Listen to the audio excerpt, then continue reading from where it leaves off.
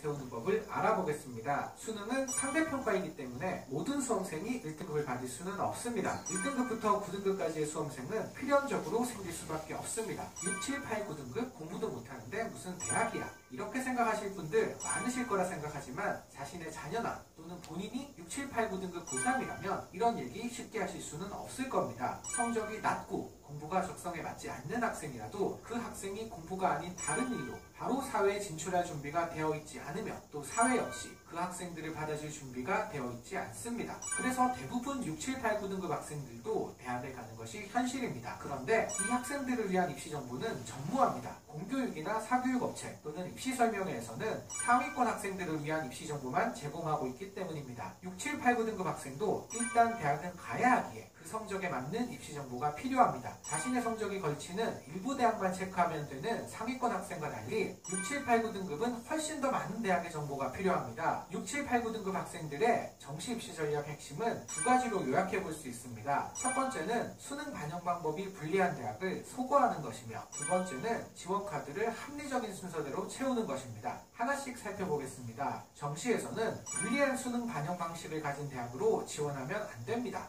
4년제 대학 지원 기회는 3번으로 제한되어 있기 때문입니다. 한정된 지원 기회를 최대한 효율적으로 활용하려면 불리한 수능 반영 방식을 가진 대학들을 지원 후보 리스트에서 우선 소거시켜야 합니다. 같은 수능 성적이라고 해도 대학별로 수능을 반영하는 방식은 다릅니다. 국수, 영탐 각 영역별 반영 비율에 따라 수험생의 유불리가 나누어집니다. 성적이 좋은 영역은 최대한 많이 반영하는 대학이, 성적이 낮은 영역은 최대한 적게 반영하는 대학이 유리합니다. 중하위권 입시에서는 수능의 국수, 영탐 중 3개 영역만 반영하는 대학도 많습니다. 국수, 영탐 중 한 영역의 성적이 다른 영역에 비해 많이 낮은 학생이라면 그 영역을 아예 반영하지 않는 대학에 지원하는 것이 유리할 겁니다. 전문대는 2개 영역만 반영하는 대학도 많으니 최대한 많은 대학의 입시 요강을 분석해보는 것이 중요합니다. 영어 등급별 변환 점수도 꼭 체크해야 합니다. 동일한 영어 등급이라도 대학마다 부여하는 변환 점수는 제각각입니다. 자신의 등급을 고려했을 때 등급 간의 변환 점수의 차이가 유리한 대학으로 지원해야 합니다. 6, 7, 8, 9등급 정시에서 또 중요한 것은 지원 카드를 채우는 순서입니다. 정시에서 4년제 대학 지원 기회는 3번입니다. 3장의 지원 카드 중에서 가장 선호도가 높은 대학을 1번 카드, 가장 낮은 대학을 3번 카드라고 하면 학생과 학부모님이 가장 궁금한 대학들은 주로 1번 카드입니다. 입시 컨설팅을 진행하면서 저 이 대학 합격 가능할까요? 저 이 대학 찾아봤는데요? 이런 얘기들을 자주 듣게 되는데 거기에 해당되는 대학들은 대부분 1번 카드에 해당되는 대학들입니다. 하지만 1번 카드는 입시 전략의 핵심이 아닙니다. 왜냐하면 1번 카드는 합격이 확실하지 않은 합격 가능성이 10에서 50%인 대학들로 채워지기 때문입니다. 합격 가능성이 50% 미만인 대학에 지원하면서 아무리 오랜 시간 분석하고 고민해봐도 그 대학에 확실히 합격할 수 있는 방법은 없습니다. 확실하지 않으니까 50% 미만인 거죠. 그리고 1번 카드를 불합격했다고 해서 엄청난 좌절에 빠지거나 하지는 않습니다. 떨어질 확률이 높다는 것을 본인이 이미 알고 지원한 거니까요. 또 1번 카드부터 고민하면 입시 전략이 마무리가 되지 않습니다. 이 대학에 떨어지면 어떻게 하지? 라는 고민이 절대로 풀리지 않기 때문입니다. 분명 불합격 가능성이 있는 대학이기에 불합격 시에 대한 대안을 마련해야 합니다.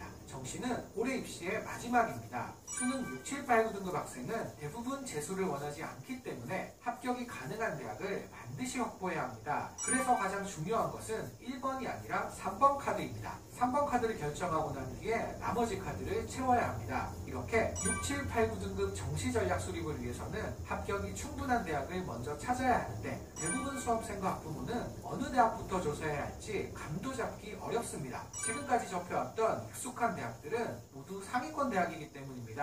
인서울대학만 찾아보면 되는 상위권 학생과 달리 수능 6, 7, 8, 9등급 학생은 조사해야 할 대학도 훨씬 많습니다. 4년제 대학, 전문대, 그리고 타 지역의 대학까지 찾아봐야 하기 때문입니다. 수험생과 학부모님들이 흔하게 하는 착각이 있습니다. 이름을 모르는 지방대학 또는 전문대는 지원만 하면 합격을 하는 게 아니냐고 생각하시는 분들이 많은데 실제 현실은 그렇지 않습니다. 서울에 있는 전문대인 서일대학교의 작년 정시 입시 결과입니다. 수능 6, 7, 8, 9등급 학생보다 수능 성적이 조금 나은 경우를 가정해서 비교해 보겠습니다. 국어, 수학, 탐구, 백분위가 45이며 영어가 5등급인 학생이 이 대학에 지원한다면 비교해보면 서울대 기준 성적은 170점이 됩니다. 작년 커트라인과 비교해보면 모든 학과에 불합격이었습니다. 전문대가 지원만 한다고 갈 수 있는 건 아닌 겁니다. 서울, 인천, 경기에 있는 전문대 리스트입니다. 이 대학들 중에서 어느 대학이 입학 가능 성적이 높고 낮은지 구별하실 수 있는 분들 아마 없을 겁니다. 하지만 수도권에 사는 6, 7, 8, 9등급 학생이라면 이에 대한 입시 정보가 필수입니다. 지방 4년제 대학도 상황은 마찬가지입니다. 충청도에 위치한 4년제 대학 리스트입니다. 수도권 학생이라면 이 4년제 대학들에 대한 입시 정보도 필요할 겁니다. 이런 상황에서는 학교 선생님의 상담도 사실 크게 도움이 되지 않습니다. 제대로 된 입시 전략을 세우기 위해서는 내 성적이 걸치는 대학들의 입시 요강과 입시 결과를 최대한 많이 직접 분석해야 하는데 그렇게 해주시는 선생님은 없습니다. 진학 프로그램을 돌려서 확인되는 대학과 학과의 리스트를 출력해 주시는 것, 그 이상의 도움을 기대하기는 어렵습니다.